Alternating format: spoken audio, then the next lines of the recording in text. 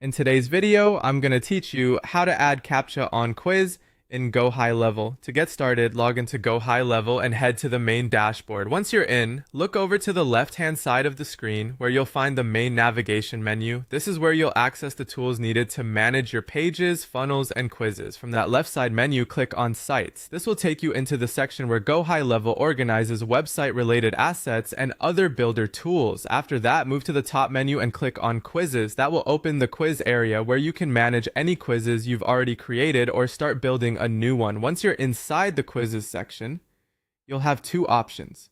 You can either select a quiz you've already saved or create a brand new quiz if you're starting from scratch. In this example, we're adding a CAPTCHA to an existing saved quiz, so go ahead and choose one of your saved quizzes and click on it to open it. When the quiz builder opens, direct your attention to the left-hand side panel.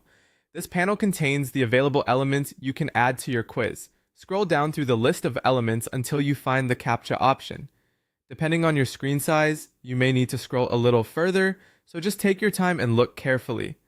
Once you've found the CAPTCHA element, drag it from the Elements panel and drop it into your quiz where you want it to appear. Placement matters here, so it's usually a good idea to add it in a position that makes sense for users, typically near the end of the form or just before submission.